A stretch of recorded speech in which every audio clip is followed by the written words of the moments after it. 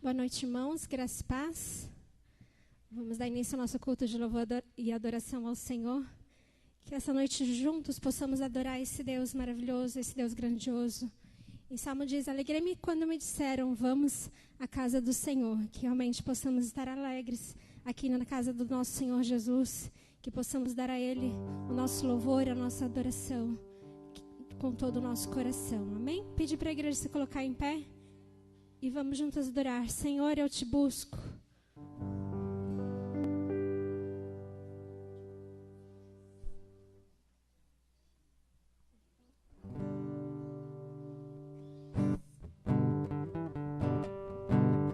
Lá nas palmas?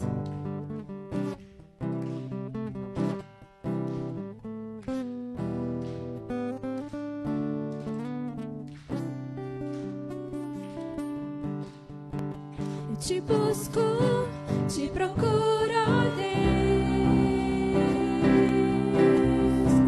No silêncio tu estás.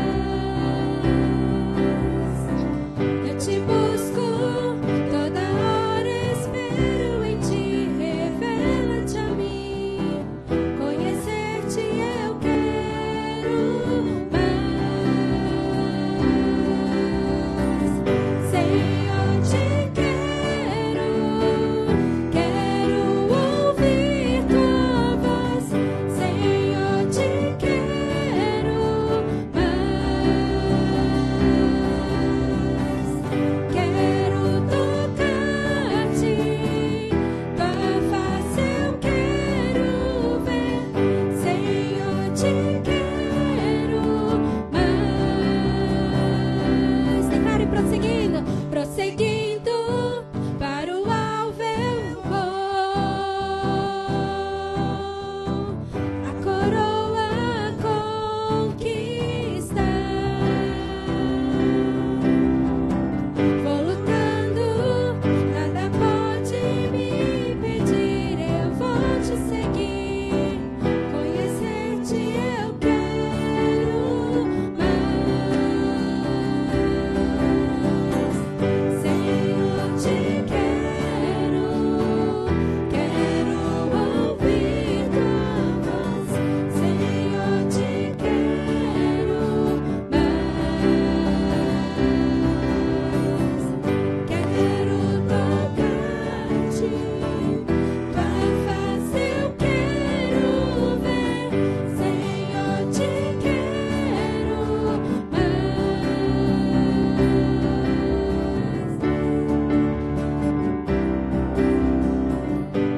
Aleluia, Senhor Jesus, queremos cada vez mais ao Senhor.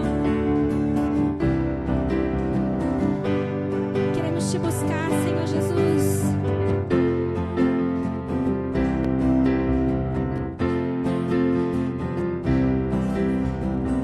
Prosseguindo para o alvo eu vou. Prosseguindo para o alvo eu vou, eu vou. A coroa conquistar.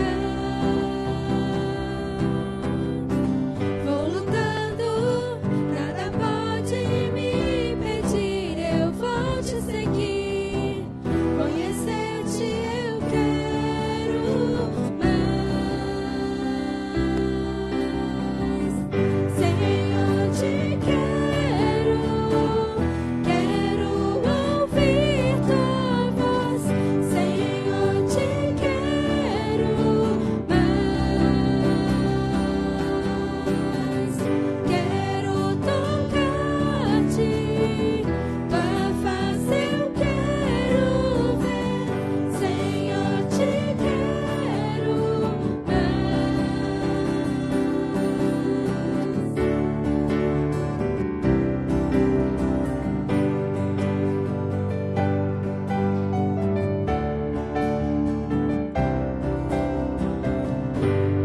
Amém. Glórias ao nosso Senhor Jesus. Que a cada dia possamos querer mais e mais ao Senhor, querer conhecê-lo cada vez mais. Amém? A igreja pode se sentar.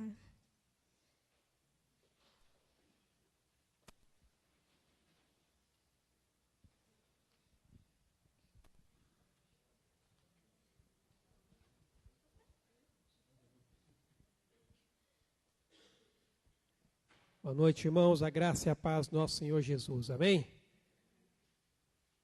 Que bom. Semana passada um frio e essa semana agora um calor. Mas graças a Deus por isso. Não podemos reclamar. Deus é bondoso. Quero convidá-los a abrirem suas Bíblias no Evangelho de João, capítulo 17. Esse texto é conhecido como a oração sacerdotal de Jesus. Ontem nós tivemos o nosso encontro das igrejas cristãs evangélicas da região do Vale do Paraíba, comemorando inclusive os 123 anos da nossa denominação como Igreja Cristã Evangélica do Brasil. E foi um tempo muito bom, muito gostoso, onde nós pudemos ali rever alguns irmãos, conhecer mais alguns, compartilhando ali momentos de louvor, adoração e também uma tarde de lazer ali, junto com outros irmãos de outras igrejas também. João capítulo 17, eu vou ler aqui a partir do verso 17 até o 26. Diz a palavra: santifica-os na verdade, a tua palavra é a verdade. Assim como tu me enviastes ao mundo, também eu os enviei ao mundo. E a favor deles eu me santifico a mim mesmo, para que eles também sejam santificados na verdade. Não rogo somente por estes, mas também por aqueles que vierem a crer em mim, por intermédio da sua palavra, a fim de que todos sejam um. E como és tu, ó Pai, em mim e eu em ti, também sejam eles em nós, para que o mundo creia que tu me enviaste.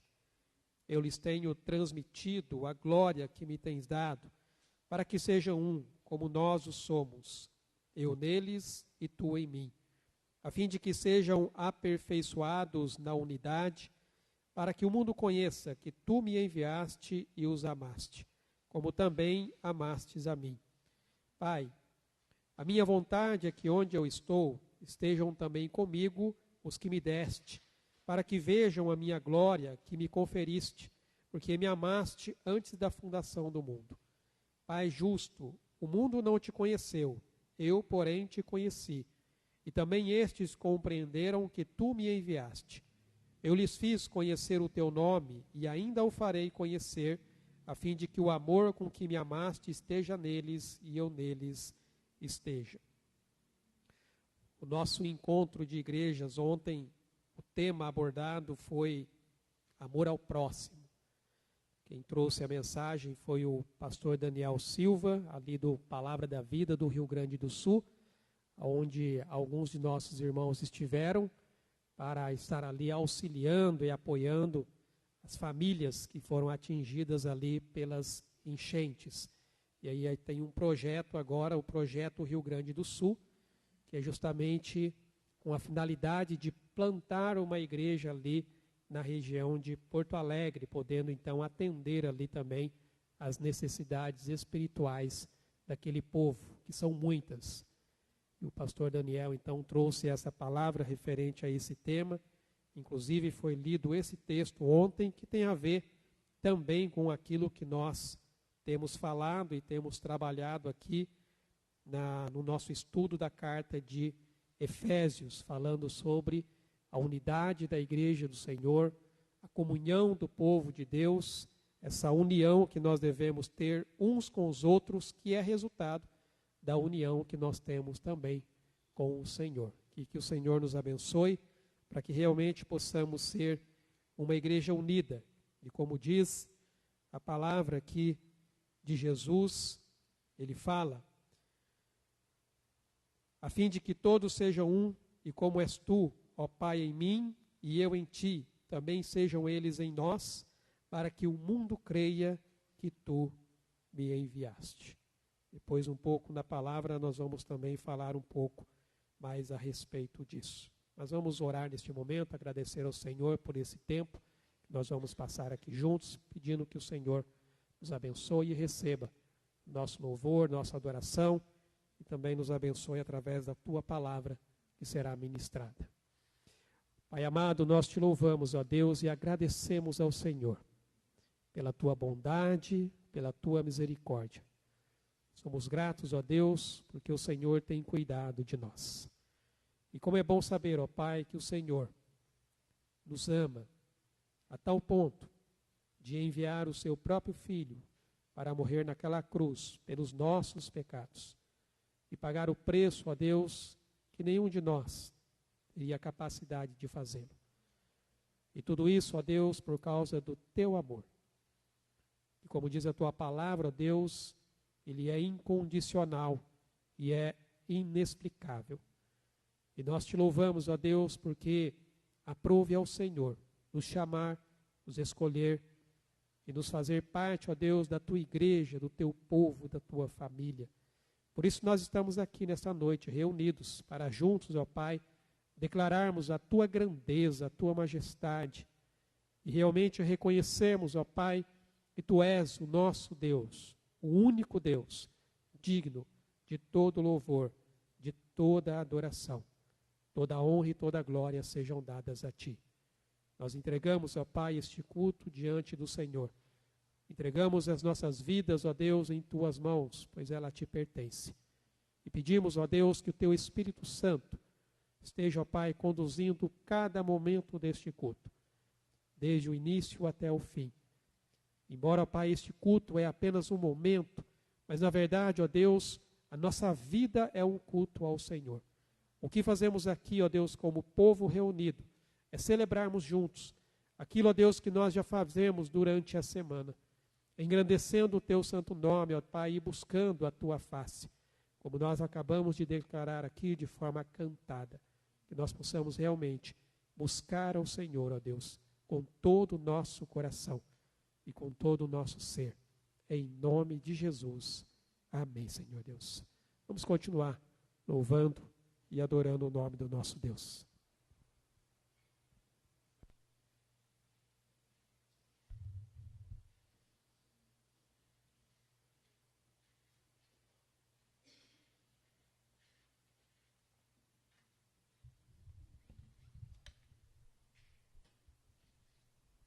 Pedir mais uma vez que a igreja se coloque em pé e vamos cantar sobre a soberania de Deus. Tu és soberano, Senhor, sobre a terra, sobre os céus. Nosso Deus, Ele é tremendo, Ele é soberano, Ele é o Deus todo-poderoso, o Deus que nos criou à sua imagem e à sua semelhança, para juntos o adorarmos e louvarmos. Amém?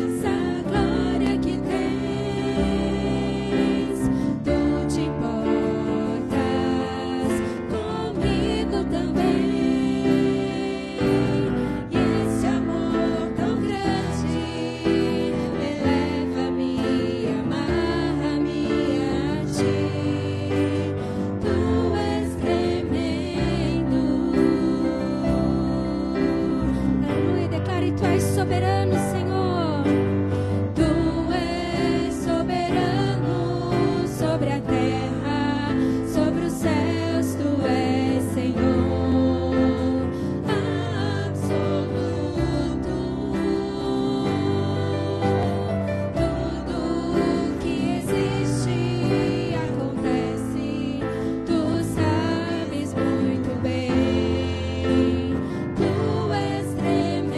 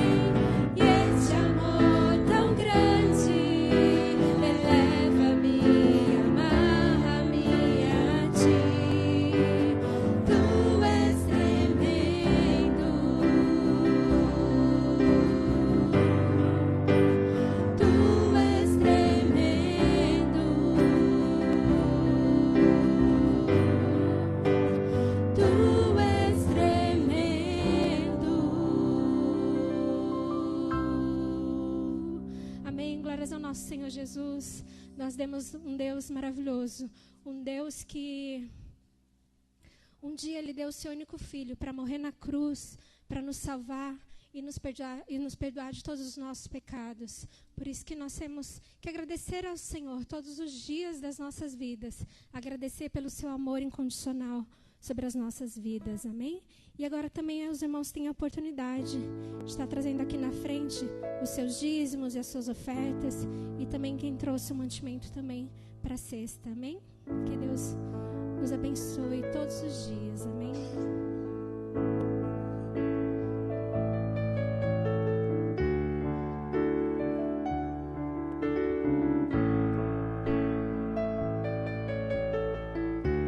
Jesus é o nosso Salvador, o nosso Consolador. Meu Jesus,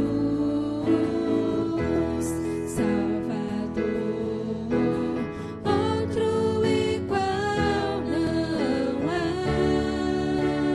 Todos os dias quero louvar as maravilhas de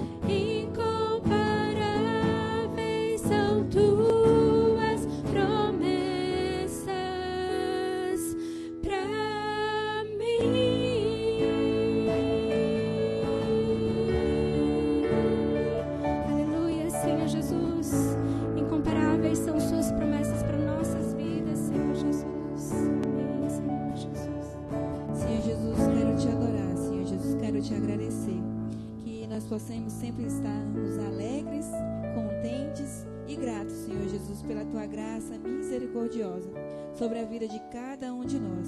Que possamos sempre nos lembrar que o Senhor é o nosso sustento, a nossa força, o nosso consolo, o nosso abrigo, que a Sua mão sempre está sobre cada um de nós.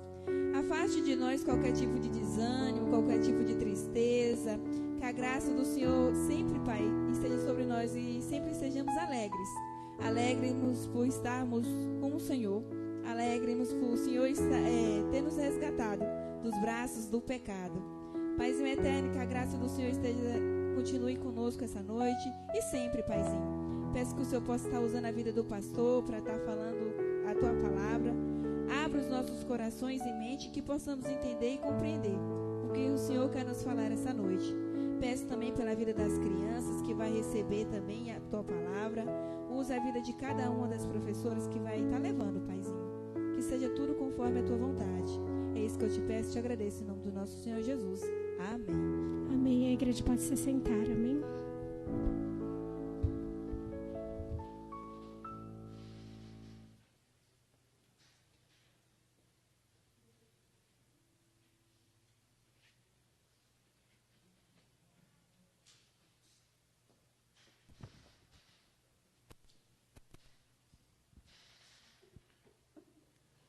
Amém, meus irmãos.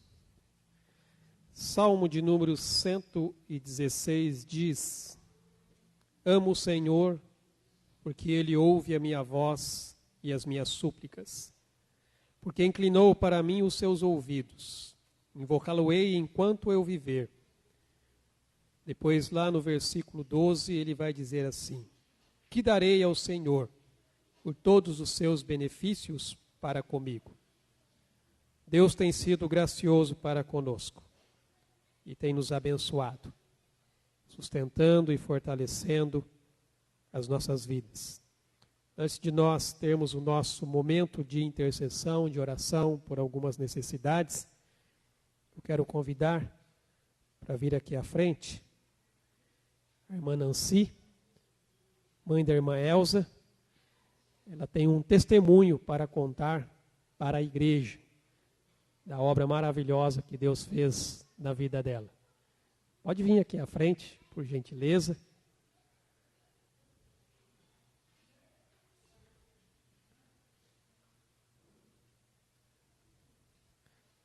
É bom a gente ver, irmãos, como o nosso Deus, Ele, como diz a palavra, ouve as nossas súplicas e as nossas orações.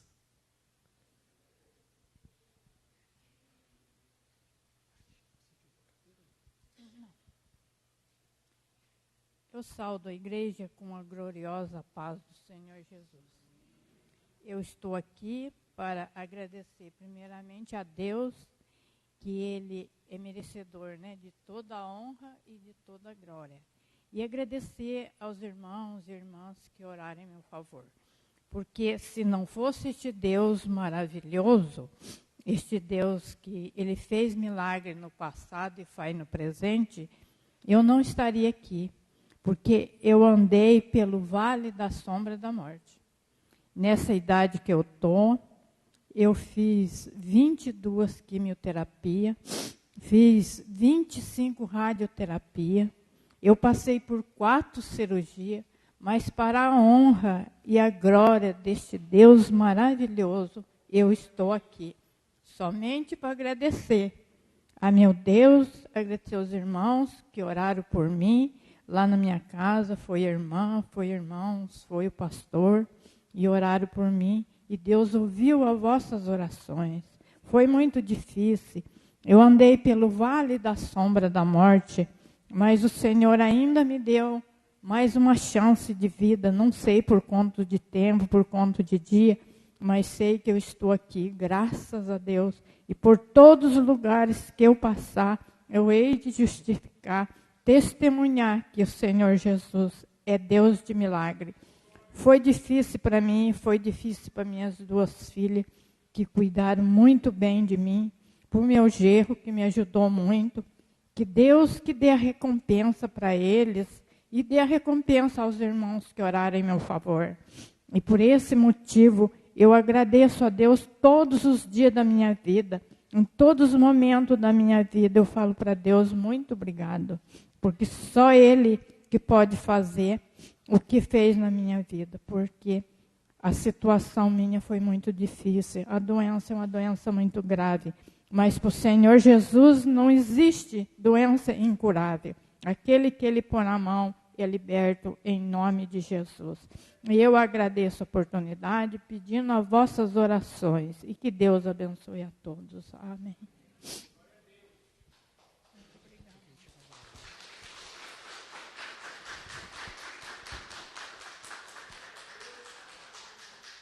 Jesus merece, né, irmãos?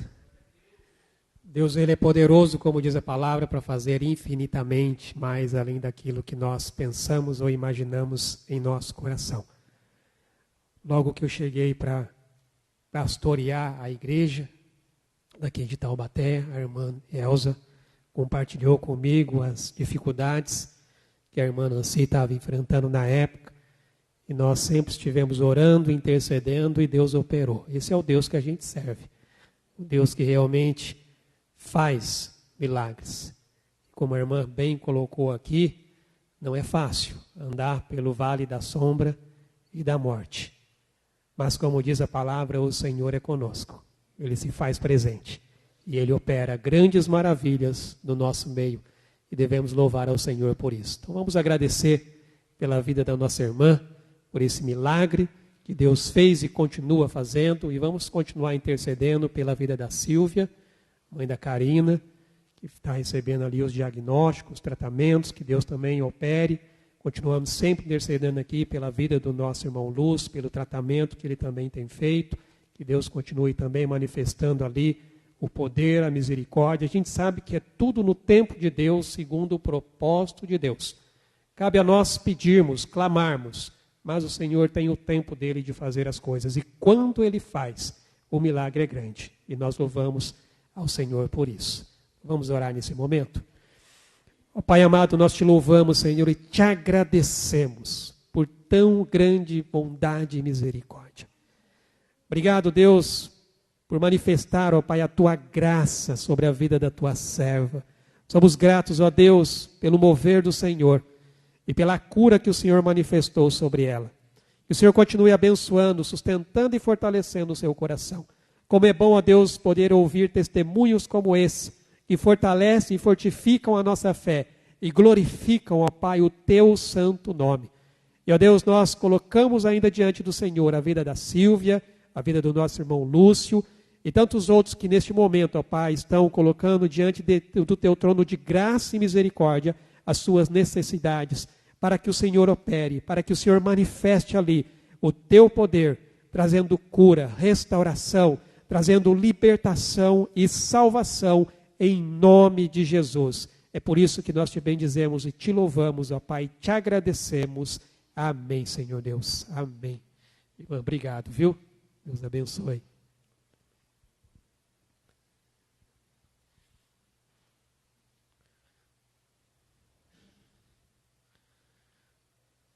Deus faz, irmãos, muito mais. É o tempo dele, é o propósito dele. Nós vamos ver, inclusive, um pouquinho disso aqui nessa noite. A soberania de Deus sobre todas as coisas. Convido vocês a abrirem suas Bíblias na carta de Paulo aos Efésios, capítulo 3.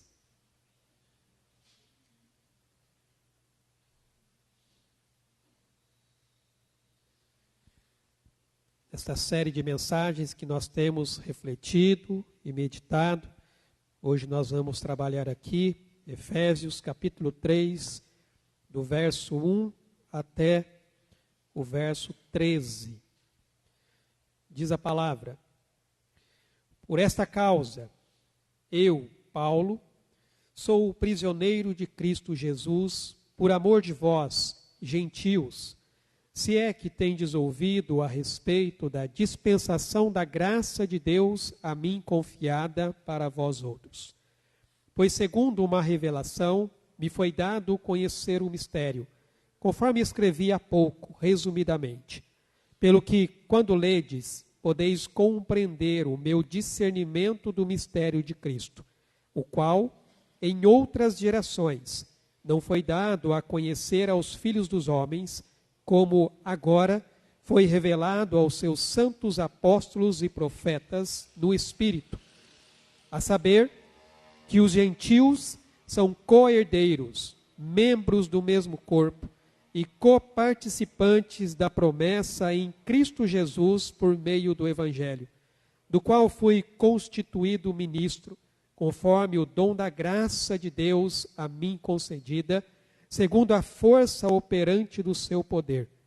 A mim, o menor de todos os santos, me foi dada esta graça de pregar aos gentios o evangelho das insondáveis riquezas de Cristo e manifestar qual seja a dispensação do mistério, desde os séculos, oculto em Deus, que criou todas as coisas, para que, pela Igreja, a multiforme sabedoria de Deus se torne conhecida agora dos principados e potestades nos lugares celestiais, segundo o eterno propósito que estabeleceu em Cristo Jesus, nosso Senhor, pelo qual temos ousadia e acesso com confiança mediante a fé nele.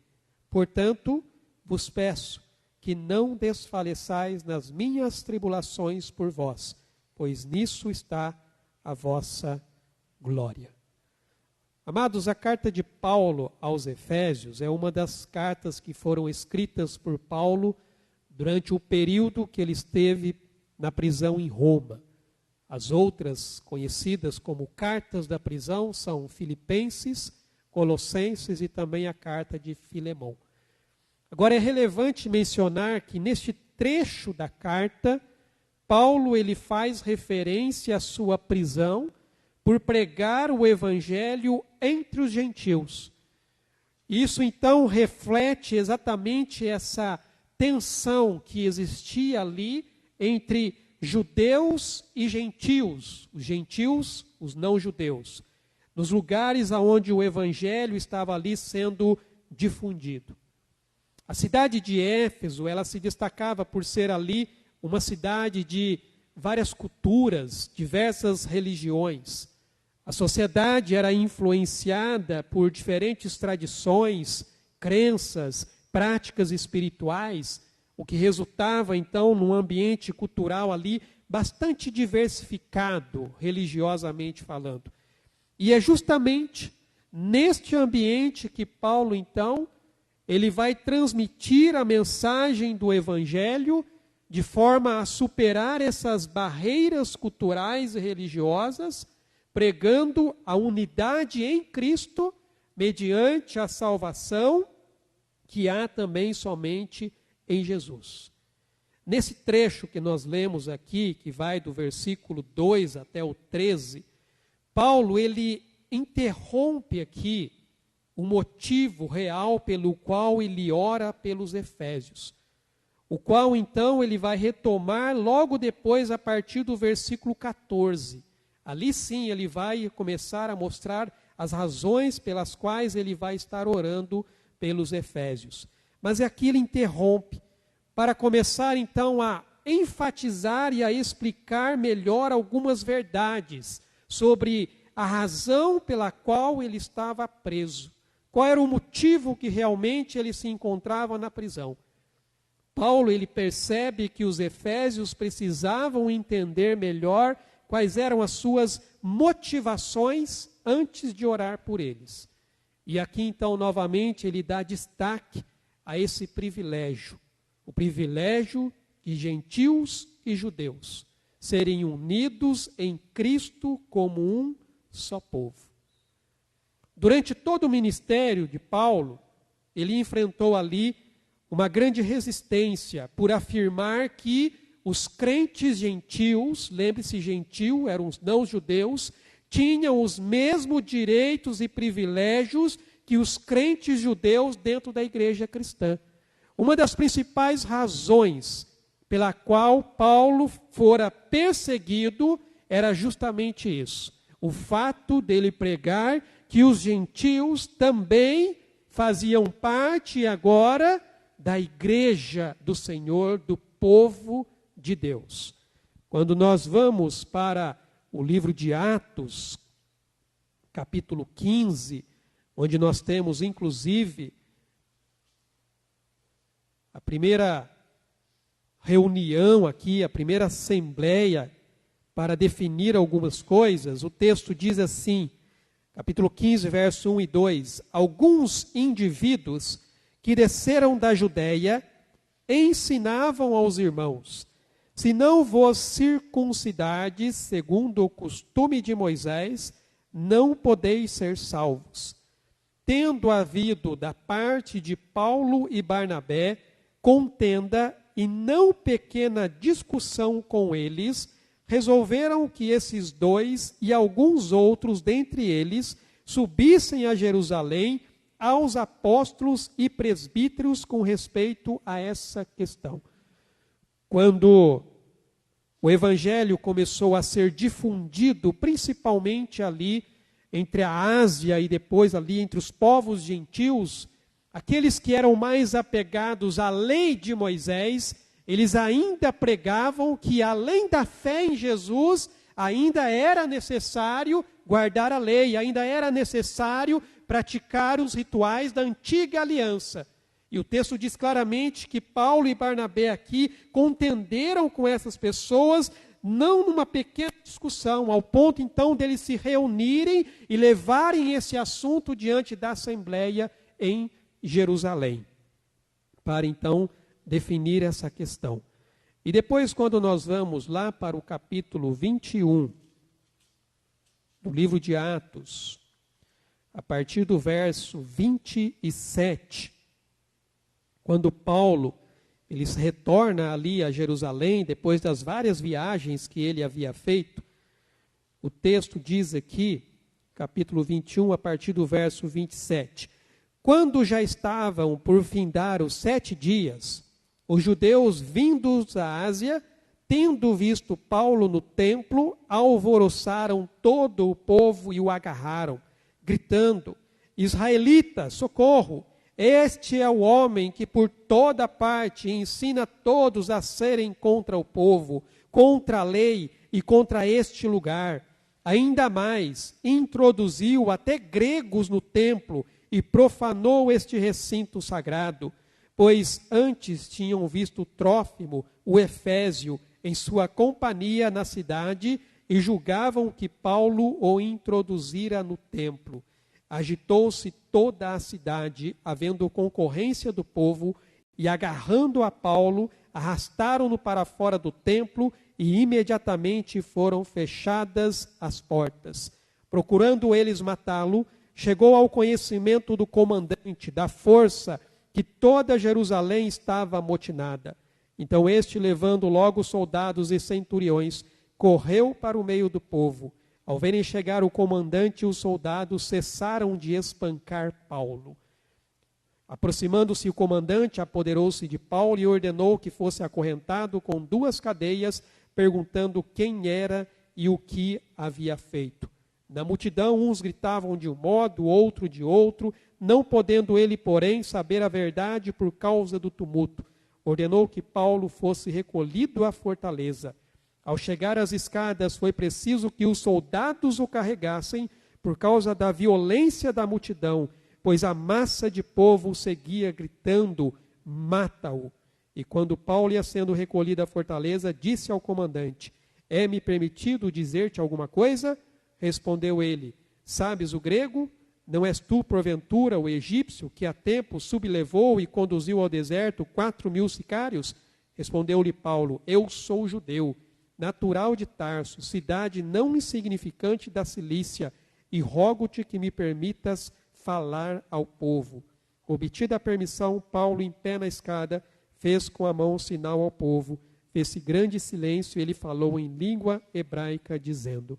Então vejam vocês que pelo fato de Paulo pregar o evangelho aos gentios, ele foi ali perseguido e na ocasião aqui quase morto, literalmente. A palavra diz que ele estava ali sendo espancado pela multidão, se não fosse a intervenção ali do comandante e seus soldados romanos. Irmãos, o que nós vamos tratar aqui nesta noite é esse mistério de Deus revelado em Cristo, a igreja do Senhor. O trecho aqui em questão refere-se justamente a esse fato de que Deus, de forma generosa, ele incluiu os gentios em seu plano de salvação.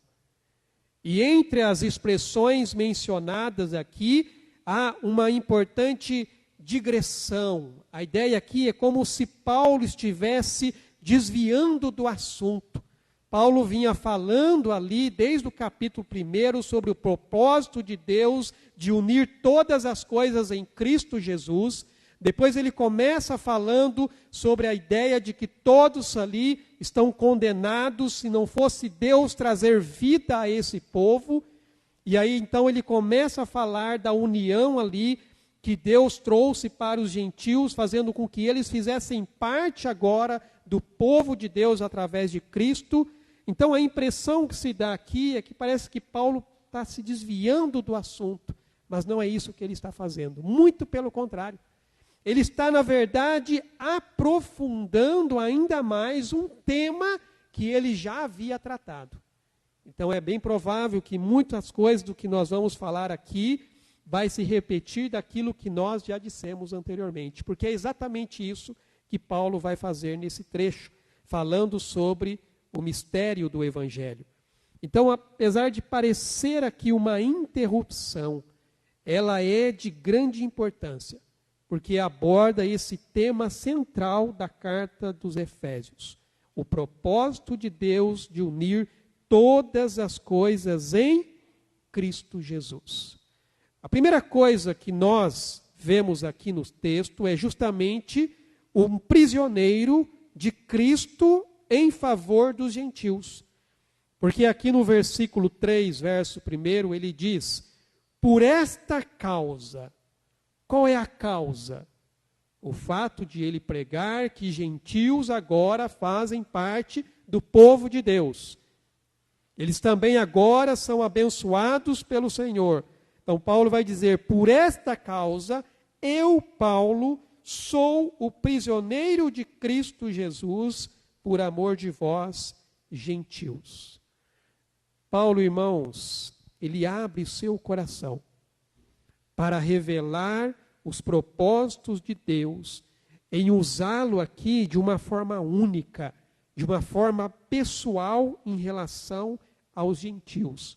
Razão, inclusive, pela qual ele ficou conhecido como apóstolo dos gentios, o qual, na verdade, Deus já lhe havia declarado no momento da sua chamada ministerial. Deus já havia dito a Paulo, no momento da sua conversão, que ele iria pregar o evangelho aos gentios. Quando você vai para Atos capítulo 9, no versículo 15 e 16, diz assim: mas o Senhor lhe disse, vai. Deus falando com Ananias ali, quando ele foi enviado para Paulo. Mas o Senhor lhe disse, vai, porque este é para mim um instrumento escolhido para levar o meu nome perante os gentios e reis, bem como perante os filhos de Israel, pois eu lhes mostrarei quanto lhe importa sofrer pelo meu nome. E depois aqui em Gálatas, carta de Paulo aos Gálatas, capítulo 1, versículos 15 e 16, ele diz assim: quando, porém, ao que me separou antes de eu nascer, e me chamou pela sua graça, aprouve revelar seu Filho em mim, para que eu o pregasse entre os gentios, sem detença, não consultei carne e sangue, nem subi a Jerusalém para os que já eram apóstolos antes de mim, mas parti para as regiões da Arábia e voltei outra vez para Damasco. Então veja que algo interessante de nós notarmos aqui nesse verso, irmãos, é que, embora a carta tenha sido escrita durante a prisão de Paulo em Roma, e nessa ocasião Nero era o imperador, o mesmo que mandou depois decapitar o apóstolo Paulo, Paulo, na verdade, considerava-se prisioneiro de Cristo e não de Nero. Ele diz, eu sou prisioneiro de Cristo. Ele não se considerava um prisioneiro de Nero, porque ele se refere a si mesmo como prisioneiro de Cristo Jesus, onde ele expressa aqui então essa aceitação e dignidade, ao invés de ter uma posição de vitimismo, ao invés de ficar ali reclamando diante de Deus, Senhor, eu estou aqui pregando a tua palavra, eu estou aqui evangelizando as pessoas e olha o que está acontecendo comigo. Por que isso está acontecendo comigo? Não é isso que Paulo faz. Não é isso que Paulo faz. Ele não se coloca como uma vítima da circunstância. Ele não se coloca ali como uma vítima da situação. Sabe por quê? Porque Paulo tinha uma visão da soberania de Deus sobre a sua vida. De tal maneira que as prisões, os incidentes, empecilhos e grande parte das dificuldades que ele enfrentou, ele as via como parte integrante dos desígnios de Deus para a sua vida. Ou seja, Paulo estava encarando aquela situação dele estar preso como parte do propósito de Deus para ele. Paulo, irmãos, não olhava para a vida de uma perspectiva puramente humana. Pelo contrário, ele sempre via a história pelos olhos de Deus. Paulo procurava olhar cada situação da sua vida da perspectiva divina. O texto que você com certeza conhece, já deve ter citado e usado em muitas situações que você tenha passado. Todas as coisas contribuem para o bem daqueles que amam a Deus e são chamados segundo o seu propósito. Paulo tinha certeza disso. O que eu estou vivendo neste momento faz parte do plano de Deus. E isso vai contribuir para o propósito do Senhor.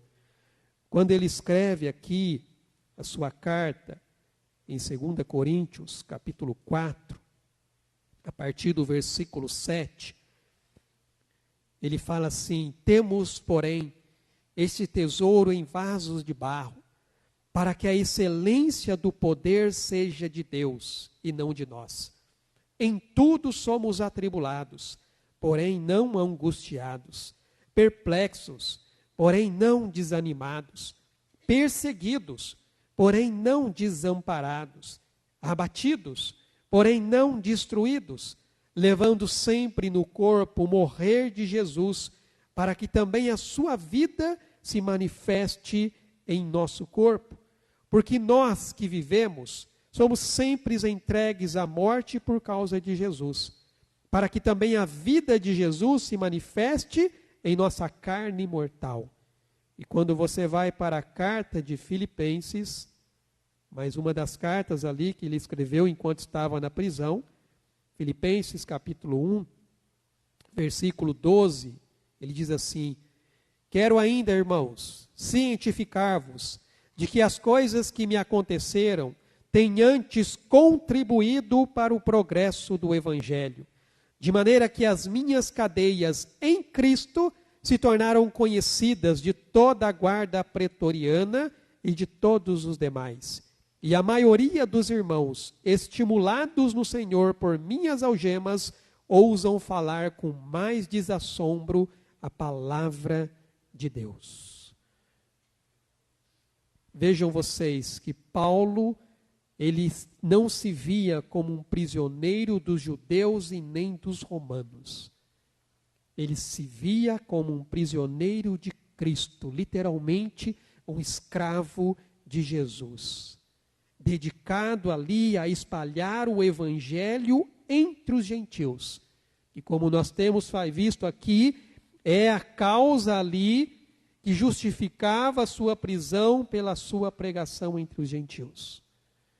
Irmãos, aqui fica uma lição para nós, que muitas vezes enfrentamos adversidades em nossa vida. Eu diria que não na mesma proporção que o apóstolo Paulo e talvez muitos outros que nós vemos nos dias de hoje. O que, de certa forma, é até uma vergonha para nós. Porque a carta aos Hebreus, lá no capítulo 12, versículo 4, ele diz assim: na vossa luta contra o pecado ainda não tendes resistido até ao ponto de derramar sangue. E ali era literal. Isso é uma vergonha para nós, irmãos, que muitas vezes, por pequenas coisinhas que nos acontecem, nós murmuramos, reclamamos, desanimamos. E aqui está um homem de Deus, servo do Senhor, preso por pregar a palavra de Deus, mas que reconhecia que essa prisão fazia parte do propósito de Deus para a sua vida. Quantas vezes nós não passamos por situações e ficamos questionando a Deus, por que estamos passando por isso? Será que é justo? E aqui está um homem que sabe reconhecer o propósito de Deus. Por isso, irmãos, que a perspectiva aqui, ela é de suma importância. Porque a perspectiva que nós temos sobre as circunstâncias é mais importante do que a própria circunstância que nós estamos vivendo. O que significa isso, irmãos? Perspectiva tem a ver com a maneira como você vê as coisas, a sua visão, como você enxerga. Essa é a perspectiva. Como você vê as situações que lhe acontecem. Porque a maneira como você olha para a situação vai determinar a sua expectativa, ou seja, aquilo que você espera que aconteça. Eu já citei aqui, há muito tempo, eu acho, já também, não tanto tempo assim, mas um desenho antigo do leãozinho chamado Léo e da hiena chamada Hard. E é interessante que o leão sempre positivo, sempre para frente, fazia lá os planos mirabolantes dele lá e ele vai dar certo. E tinha o Hard que vivia falando assim: ó céus, ó vida, ó azar, isso não vai dar certo. Tem muito crente que é igual ao Hard, só reclama, não consegue ver nada de bom. Ó céus, ó vida, ó azar, isso não vai dar certo. A maneira como você olha para as coisas determina a maneira como você espera que as coisas aconteçam. E aqui cabe uma pergunta para nós. Você tem olhado para a sua vida biblicamente? Ou você tem se deixado levar pelas circunstâncias e emoções do momento? Qual tem sido a sua perspectiva em relação às coisas que acontecem na sua vida? Principalmente as adversidades. Paulo mantinha uma visão divina e uma confiança nos propósitos de Deus. E era isso que o impedia de se deixar abater pelas dificuldades que ele enfrentava. Na carta mesmo ali de Filipenses, um texto que com certeza você também conhece, já deve ter usado e citado muitas vezes, mas apenas um verso. Você provavelmente conhece o versículo 13 do capítulo 4 de Filipenses. Tudo posso naquele que me fortalece. Mas se você voltar ao verso anterior, versículo 12, diz assim: tanto sei estar humilhado, como também ser honrado. De tudo, em todas as circunstâncias já tenho experiência, tanto de fartura como de fome, assim de abundância como de escassez. Tudo posso naquele que me fortalece. Nós vimos a irmã dando um testemunho aqui para nós. E ela disse: eu passei pelo vale da sombra e da morte. Mas o Senhor foi fiel, irmãos, e cuidou dela, mesmo nessa situação. O Senhor a fortaleceu. Quando Paulo diz, tudo posso naquele que me fortalece, ele está dizendo, não importa a situação.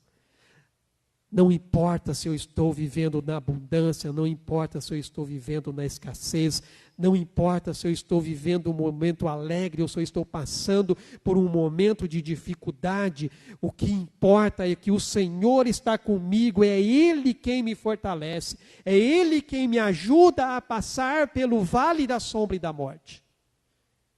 É a presença dEle comigo. É isso que Paulo ele destaca aqui.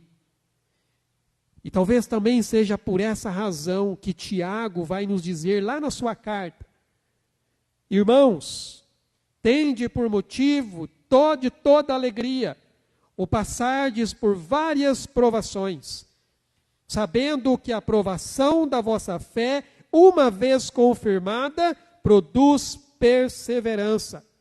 Ora, a perseverança deve ter ação completa, para que sejais perfeitos e íntegros, em nada deficientes.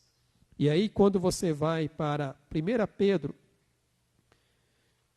capítulo 1, versículos 6 e 7, diz assim: nisso exultais, embora no presente, por breve tempo, se necessário, sejais contristados por várias provações, para que uma vez confirmado o valor da vossa fé, muito mais preciosa do que o ouro perecível, mesmo apurado por fogo, redunde em louvor, glória e honra na revelação de Jesus Cristo, a quem não havendo visto, amais, no qual não vendo agora, mas crendo, exultais com alegria indizível e cheia de glória, obtendo o fim da vossa fé, a salvação da vossa alma. Paulo sabia que a sua situação se transformou em maior progresso para o Evangelho. E ele estava feliz por isso. Ele diz, eu fico alegre, porque a situação que eu estou passando, por pior que ela seja, está contribuindo para o reino de Deus. Deus está sendo exaltado, Deus está sendo glorificado, mesmo nessa situação que eu estou vivendo. Amados, assim como Cristo não foi crucificado para o seu próprio bem, Paulo não foi preso em seu próprio benefício, mas para o bem do seu Senhor e para o bem daqueles que ele tinha sido chamado para servir. E eu queria colocar aqui algumas perguntas para você refletir. Como você tem visto as dificuldades que sobrevêm sobre a sua vida? Como você lida com as lutas e adversidades que aparecem no seu caminho? Você tem confiado que todas as coisas contribuem para o bem daqueles que amam a Deus? Você realmente submete a sua vida à soberania de Deus e entende que mesmo situações adversas fazem parte do plano de Deus? Até onde você está disposto a sofrer por amor a Cristo? São coisas que nós devemos pensar, olhando para a vida de um servo de Deus, que reconhece que ele está naquela situação, porque isso fazia parte do plano de Deus. A segunda coisa que nós destacamos aqui no texto é justamente esse mistério revelado em Cristo. A partir do versículo 2, ele começa a falar desse mistério. Ele diz: se é que tendes ouvido a respeito da dispensação da graça de Deus a mim confiada para vós outros. Pois segundo uma revelação me foi dado conhecer o mistério, conforme escrevi há pouco resumidamente, pelo que quando ledes podeis compreender o meu discernimento do mistério de Cristo, o qual em outras gerações não foi dado a conhecer aos filhos dos homens, como agora foi revelado aos seus santos apóstolos e profetas no Espírito, a saber, que os gentios são co-herdeiros, membros do mesmo corpo e coparticipantes da promessa em Cristo Jesus, por meio do Evangelho, do qual fui constituído ministro, conforme o dom da graça de Deus a mim concedida, segundo a força operante do seu poder. Paulo estava preso por defender a verdade. Mas a sua prisão era pela causa de Cristo. E ele explica aqui que Deus lhe deu uma revelação e uma dispensação, ou seja, um serviço. Deus lhe conferiu ali uma obra para fazer. O ministério de Paulo dirigia-se aos gentios. E a mensagem que ele trazia era a graça de Deus manifestada para com esse povo.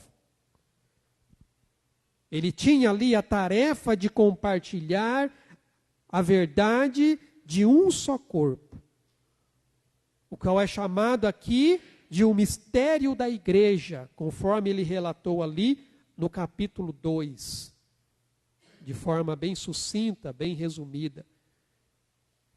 E Paulo, então, ele discorre aqui sobre essa revelação desse mistério, a sua aplicação prática ali na vida da igreja. E o principal significado do mistério revelado é, parece até redundante, é a revelação do plano de salvação de Deus por meio de Jesus Cristo, convergindo todas as coisas em Jesus.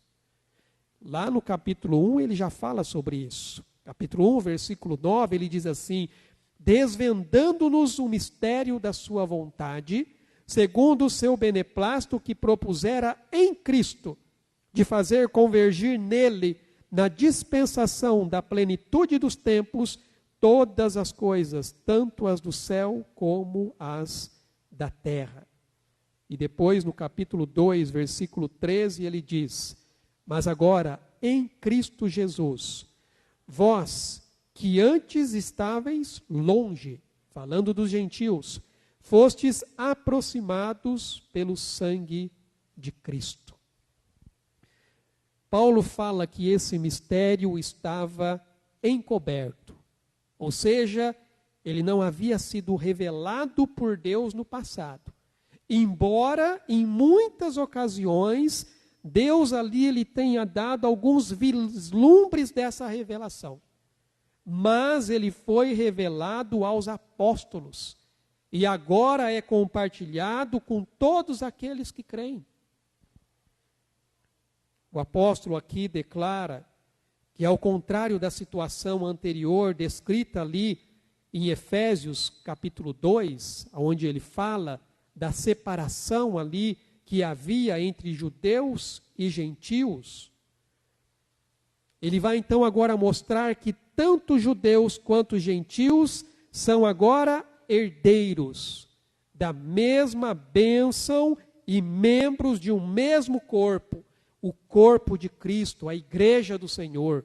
Agora é apenas um povo, é o povo de Deus, que é a igreja do Senhor. Quando nós vamos para o Antigo Testamento ele mostra que Deus tinha propósito para os gentios. Logo na chamada de Abraão, Deus já mostrou isso. Quando ele disse para Abraão: em ti serão benditas todas as famílias da terra. Então ali Deus já estava dando um propósito. Eu tenho um propósito para um povo. Quando você vai para o livro do profeta Isaías, eu acho até que eu coloquei aqui: eu, o Senhor, te chamei em justiça, Tomar-te-ei pela mão e te guardarei, e te farei mediador da aliança com o povo e luz para os gentios. E vários outros textos no Antigo Testamento mostram que já havia ali um propósito estabelecido por Deus para esse povo gentil. E agora judeus e gentios são incorporados em Cristo em igualdade, sem qualquer distinção. Até esse momento, irmãos, esse mistério não fora revelado. No entanto, agora, Deus, pelo Espírito, como diz o texto aqui, Ele revela esse mistério para os seus apóstolos e para os profetas do Novo Testamento. Um outro significado importante desse mistério é a unidade que ele proporciona entre todos os que creem em Jesus. É um só povo. Não foi isso que nós lemos na oração de Jesus? Para que ele seja um, ó Pai, como nós somos um. Paulo destaca essa reconciliação entre judeus e gentios, mostrando então que em Cristo não há mais separação entre os povos que creem em Jesus, mas agora é uma família, é a família de Deus. No verso 18 e 19 do capítulo 2 aqui de Efésios, ele diz: assim, já não sois estrangeiros e peregrinos, mas concidadãos dos santos, e sois da família de Deus, edificados sobre o fundamento dos apóstolos e profetas, sendo Ele mesmo, Cristo Jesus, a pedra angular, no qual todo edifício bem ajustado cresce para o santuário dedicado ao Senhor, no qual também vós juntamente estáis sendo edificados para a habitação de Deus no Espírito. Então, ao entender que em Cristo nós somos apenas um só corpo, nós agora então somos chamados a viver em harmonia, em amor mútuo uns para com os outros. O qual, aliás, o próprio Jesus vai dizer para os seus discípulos: um novo mandamento vos dou, que vos ameis uns aos outros, assim como eu vos amei. E nisto conhecerão todos que sois meus discípulos, se tiverdes amor uns pelos outros. Então não há mais divisão, irmãos. Não há mais essa exclusividade no acesso à presença de Deus. Porque agora todos têm acesso por meio de Jesus. Todos podem chegar diante de Deus através da fé em Jesus. Paulo, quando também escreve a sua carta aos Romanos, capítulo 10, a partir do versículo 12, ele diz assim: pois não há distinção entre judeu e grego, uma vez que o mesmo é o Senhor de todos, rico para com todos os que o invocam, porque todo aquele que invocar o nome do Senhor será salvo. O apóstolo Paulo já havia aqui mostrado que a parede de separação que estava no meio já não existe mais. Ela fora demolida com a morte de Cristo na cruz. Então agora os gentios, eles são co-herdeiros. Irmãos, isso significa que todas as promessas feitas por Deus estão acessíveis a eles por meio de Cristo. Eles agora são comembros. Isso significa que eles agora são parte da família de Deus, são o povo de Deus, assim como os judeus que creem em Jesus. E eles são coparticipantes da promessa. Promessa de um novo reino, promessa do Messias, promessa da ressurreição, promessa da vida eterna. Tudo isso agora também lhes fora dado através de Jesus. Algo que nós percebemos aqui, irmãos, é que foi Deus quem nomeou Paulo para este trabalho. E desta maneira preparou este homem e lhe deu os meios necessários para que ele o realizasse. É por isso que Paulo não via o seu trabalho como uma obrigação cansativa. Paulo, ele via o seu trabalho como uma oportunidade incrível, uma oportunidade única, cheia de significado. Ele mesmo diz: aprove a Deus conceder a mim, o pior dos pecadores, a bênção de poder proclamar a sua palavra. Muitas vezes é complicado tentar falar com as pessoas a se dedicarem à igreja do Senhor. Seja ensinando, cantando, cuidando das necessidades, falando em nome de Deus, visitando os necessitados e aflitos.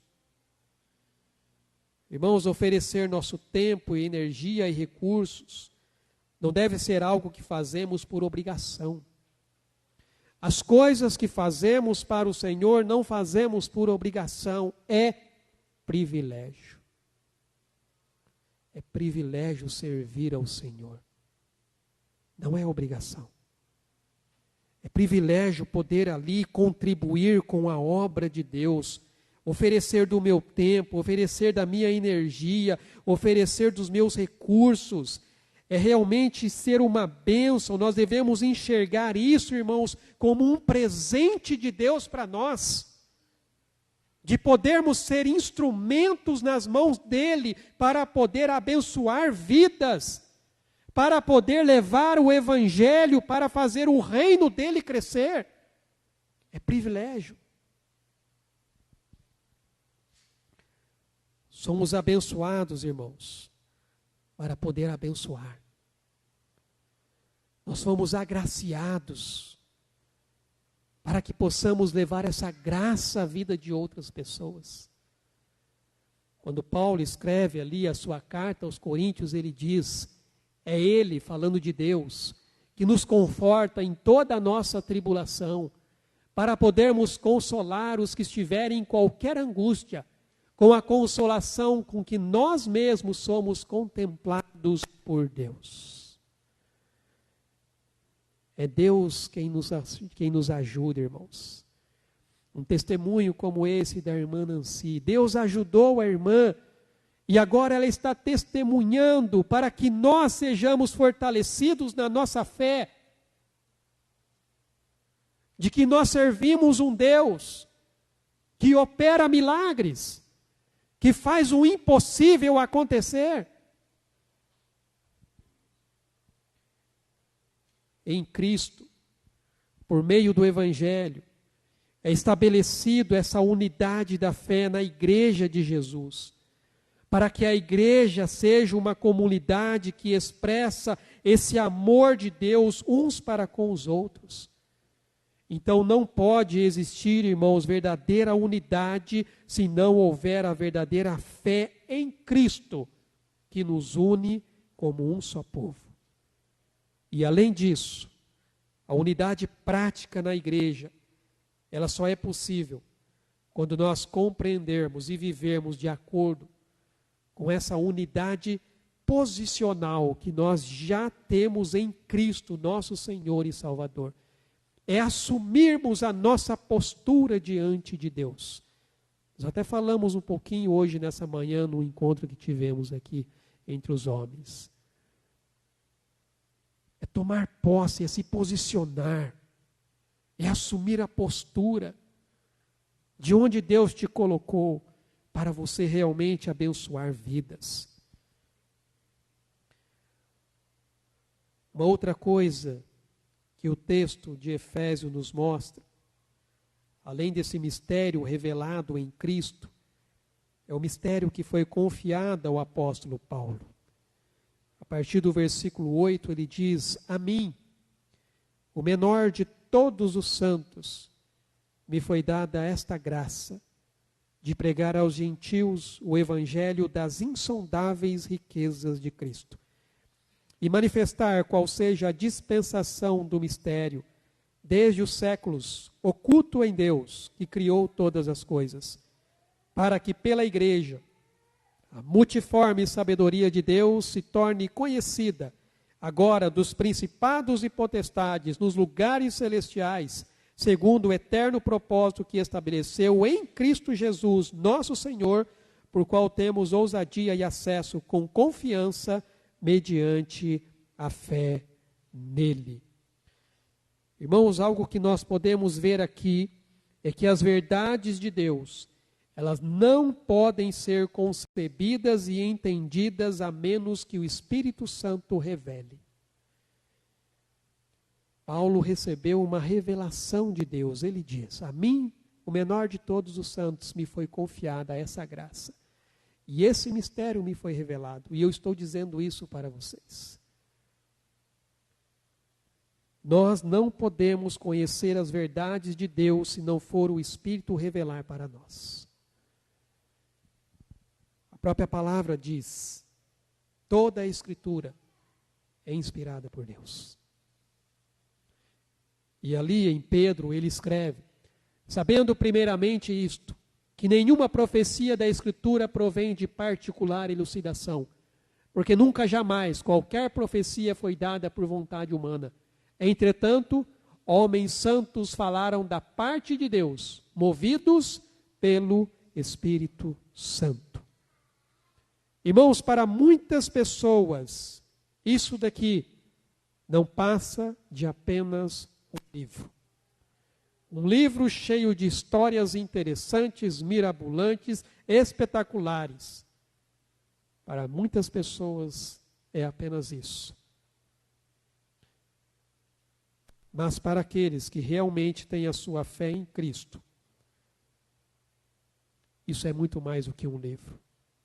Isso é a palavra de Deus. A revelação do Senhor para as nossas vidas. São palavras vindas do próprio Deus, pela boca dos seus santos homens que foram movidos pelo Espírito Santo. Sem a iluminação que somente o Espírito Santo pode dar, a mensagem do Evangelho permanece oculta. As pessoas não irão entender se o Espírito Santo não abrir os olhos da pessoa. Somos inteiramente dependentes, irmãos, da palavra de Deus como revelação de Deus. E não há verdade salvadora fora da palavra de Deus. O Evangelho é uma revelação profunda, que visa então proporcionar essa compreensão da verdade e sabedoria de Deus. Não é um novo plano de Deus, mas é uma verdade que sempre existiu e que aqui então foi revelada para o apóstolo Paulo. E é por meio do Evangelho que judeus e gentios são unidos a Cristo. O mistério, irmãos, é a verdade revelada a Paulo.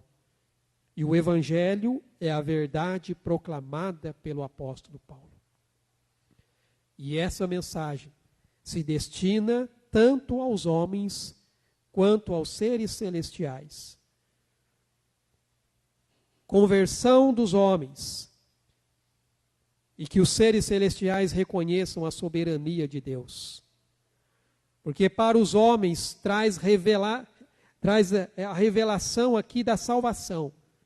Mas para os seres celestiais revela e mostra a soberania de Deus e sua sabedoria insondável. Os anjos, irmãos, e não somente os homens, aprendem sobre a sabedoria de Deus mediante a observação daquilo que Ele realiza, daquilo que Ele faz. E a igreja é apresentada como esse instrumento fundamental na proclamação dessa verdade. Sendo então ali a unidade de crente de várias nações, em vários tempos, com Cristo sendo cabeça. E esse plano, irmãos, de Deus em Cristo, ele vai além dos homens, inclui toda a criação. Porque Paulo, quando escreve ali aos Romanos, ele diz: sabemos que toda a criação a um só tempo geme, suporta angústias até agora. E não somente ela, mas também nós, e temos as primícias do Espírito. Igualmente gememos em nosso íntimo, aguardando a adoção de filhos, a redenção do nosso corpo. Essa é a revelação de Deus para nós, irmãos, em Cristo Jesus. E é isso que ele traz aqui aos Efésios. E ele termina aqui, nesta parte, trazendo um incentivo para que eles continuassem perseverando na fé. Porque pelo fato de Paulo estar preso, muitos cristãos provavelmente ficariam desanimados. Porque eles poderiam pensar, se Paulo, um servo de Deus, apóstolo do Senhor, está preso, quem dirá eu, um mísero homem aqui? E Paulo vai dizer, não, a minha prisão não deve fazer com que vocês se desanimem, muito pelo contrário. Vocês devem continuar perseverando. É por isso que no começo Paulo reconhece, eu estou aqui, é porque isso faz parte do plano de Deus. Eu estou aqui é porque Deus, Ele tem esse desígnio para a minha vida, para que vocês sejam abençoados. Paulo, quando considera a relevância do seu ministério, os resultados positivos ali que acompanhavam o seu ministério, ele então motiva os crentes da igreja de Éfeso a não se deixarem levar pelo desânimo diante dos seus sofrimentos. Ele se via ali, irmãos, abençoado por suportar as adversidades na sua missão junto aos gentios.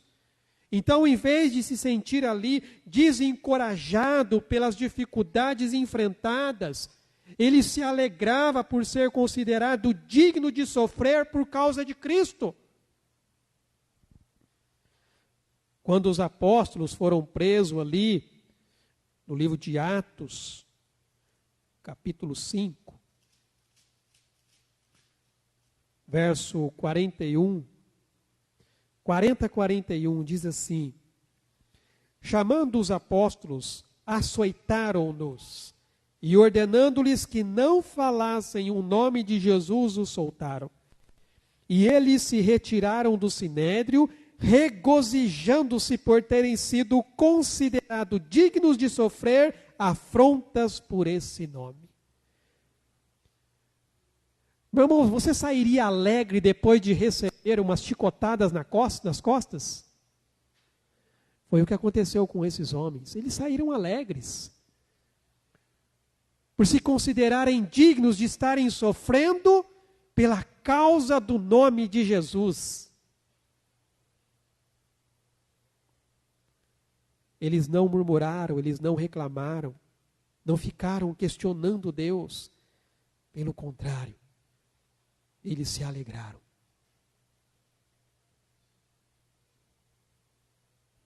Paulo encorajava a alegria ao refletir sobre os benefícios das suas tribulações, tanto para ele quanto para os gentios.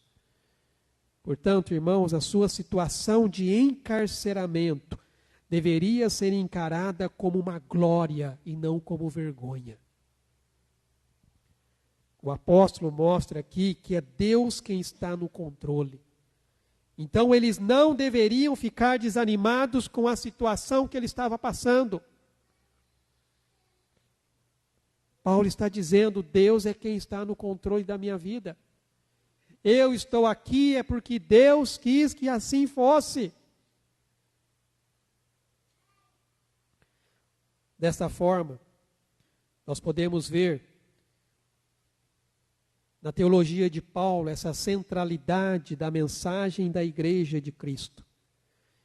Irmãos, para Paulo a história não é uma coletânea de eventos desconexos. Para Paulo não é a história de reis, de governos, de impérios. Paulo olhava a história como a história de Deus. Deus formando um povo para si mesmo, para reinar eternamente com Ele. Essa era a visão que Paulo tinha, essa era a perspectiva que Paulo tinha. Quem está no controle da história é o Senhor. Quem está assentado no trono é o Senhor.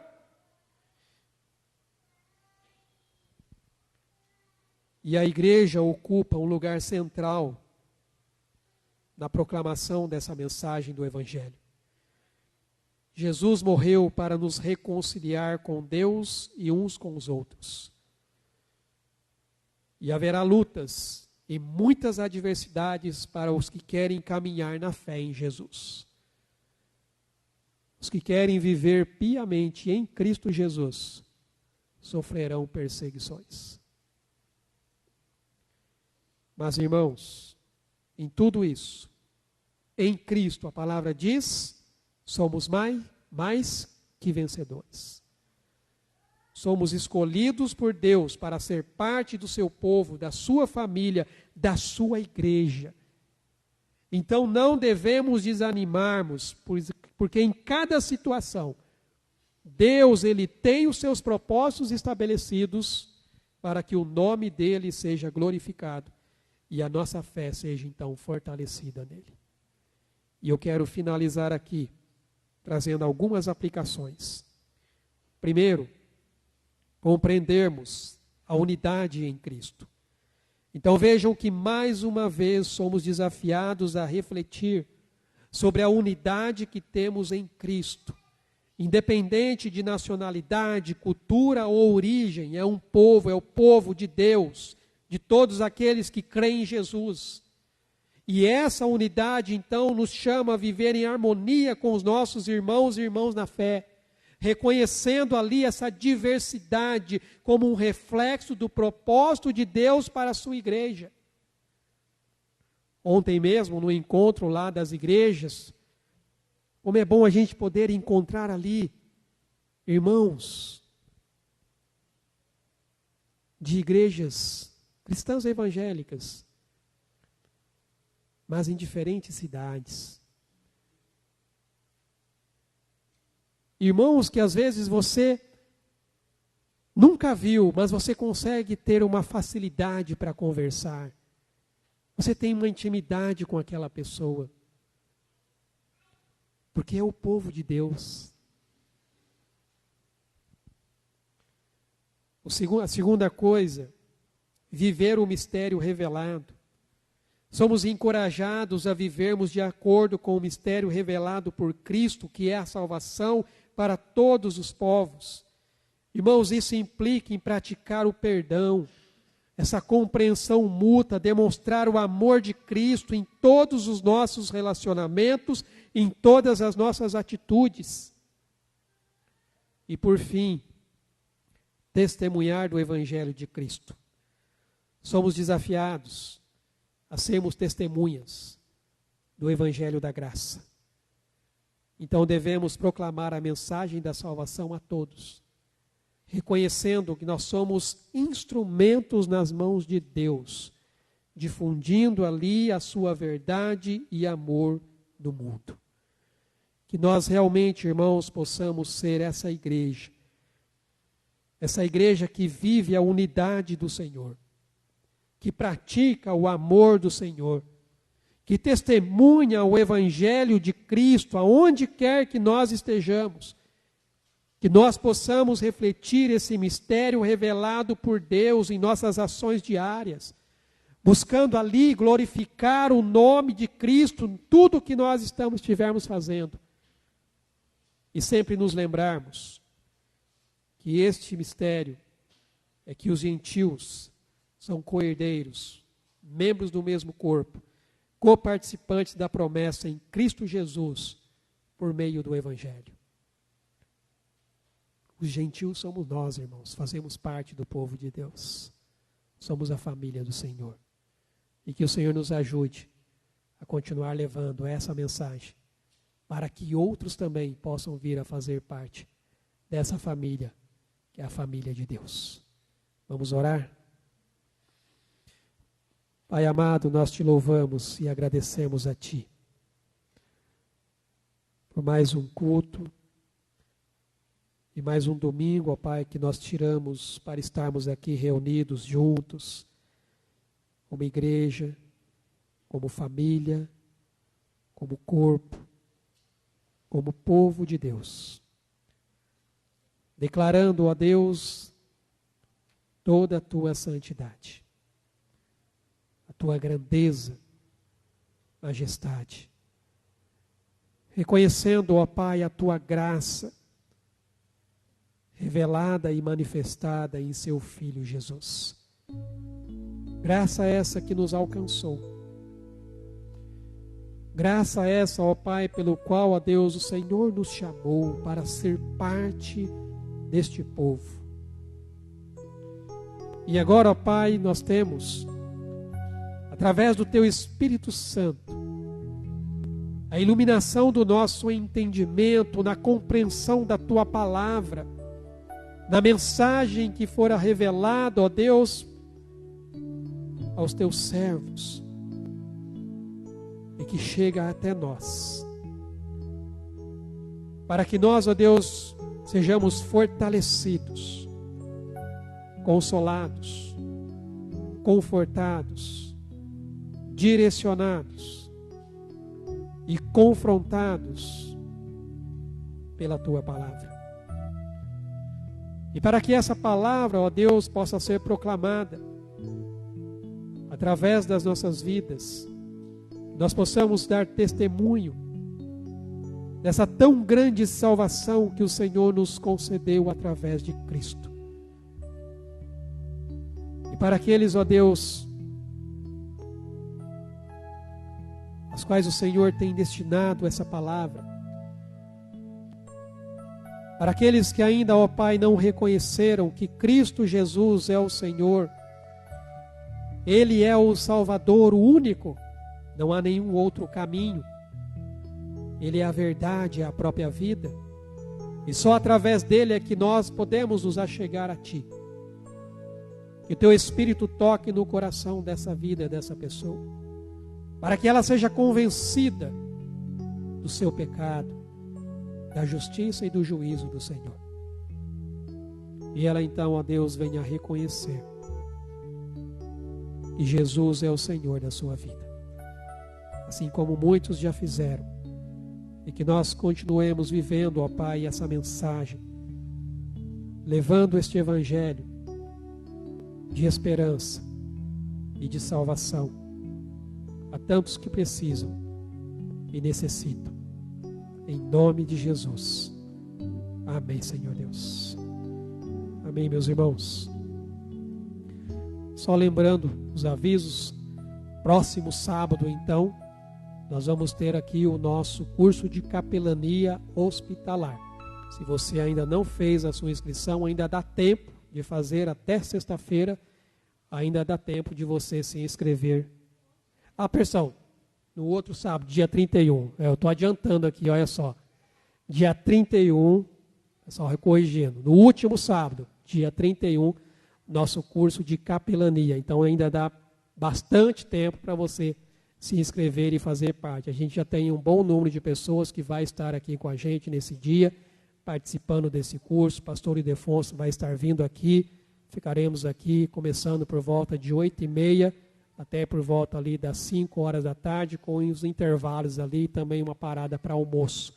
Tempo que a gente tem aqui para trabalharmos com pessoas que realmente tenham o coração na obra e estejam dispostas também a fazer parte da equipe que temos tido ali no hospital, compartilhando e levando essa mensagem de salvação ao coração dessas pessoas, tá bom? E lembrando que essa semana nós também temos o nosso GDC, grupos de discipulado e crescimento, para que possamos continuar ali estudando também e aprendendo ainda mais da palavra do Senhor. E eu queria deixar aqui também uma palavra de gratidão para a igreja, para os irmãos, por atenderem aí o pedido para poder socorrer uma família com uma cesta básica, uma pessoa que está precisando, que entrou em contato. Muito obrigado mesmo aí pela disposição de cada um em contribuir. Eu creio que nós temos mais do que o suficiente daquilo que eu coloquei ali, mas graças a Deus por isso. Que Deus possa continuar abençoando a vida de cada um de vocês também. Vamos nos colocar de pé, vamos orar e agradecer ao Senhor esse tempo que nós passamos aqui. Ó Pai, nós te louvamos, ó Deus, e agradecemos ao Senhor. Agradecemos por este culto, ó Deus, este tempo que nós passamos aqui juntos. Somos gratos pela tua bondade e misericórdia, ó Pai, estendida sobre as nossas vidas. Gratos pelo privilégio, ó Pai, a liberdade que temos de estarmos aqui reunidos, podendo compartilhar, ó Deus, da tua palavra. Que o Senhor nos abençoe, ó Pai, durante esta semana, direcionando as nossas vidas, ó Pai, nos nossos afazeres, responsabilidades, e que estejamos sensíveis, ó Pai, ao toque e à voz do teu Espírito Santo, ao nosso coração, nas oportunidades que o Senhor nos concede de poder, ó Deus, compartilhar, ó Deus, o Evangelho da salvação em Cristo Jesus. Que o Senhor nos conceda, ó Pai, uma semana abençoada em nome de Jesus. E que a graça de Deus, o nosso Pai, o amor de Jesus, o Filho, e as ricas consolações e a comunhão do teu Espírito Santo seja conosco, ó Pai, e com toda a tua igreja, ó Pai, até aquele grande dia, o dia em que nós estaremos para sempre com o Senhor. Em nome de Jesus. Amém, Senhor Deus. Deus abençoe, amados. Tenham uma semana na presença do Senhor.